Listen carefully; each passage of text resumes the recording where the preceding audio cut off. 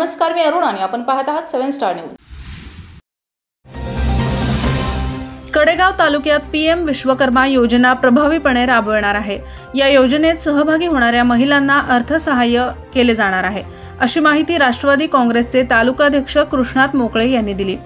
ते वांगी तालुका कडेगाव येथील श्री सिद्धनाथ मंदिरामध्ये महिलांच्या झालेल्या बैठकीत पीएम विश्वकर्मा योजनेबाबत मार्गदर्शन करताना बोलत होते। यावेळी पलूस तालुका राष्ट्रवादी युवक काँग्रेसचे अध्यक्ष अभिजित सावंत, राष्ट्रवादी काँग्रेस महिला आघाडीच्या अध्यक्षा वंदना पाटील प्रमुख उपस्थित होते।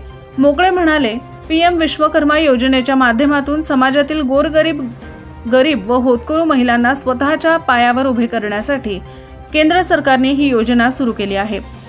महिलांना विविध उद्योग उभारण्यासाठी मार्गदर्शन आणि आर्थिक सहाय्य व कर्ज उपलब्ध करून दिले जाणार आहे। जास्तीत जास्त महिलांनी या योजनेचा लाभ घ्यावा, असे आवाहन कृष्णात मोकळे यांनी केले। बैठकीत सुचिता मोहिते, राजनंदिनी मोहिते, अनिता सुतार, वैशाली पाटील, शोभा सितापे, रुपाली कुंभार, अश्विनी कुंभार, अक्काताई पोळ, श्रीदेवी आवटी, प्रतिभा मोहिते, वैशाली मोहिते, संगीता मोहिते, श्रद्धा शहा यांच्यासह महिला मोठ्या संख्येने उपस्थित होत्या। ब्युरो रिपोर्ट 7 स्टार न्यूज विटा।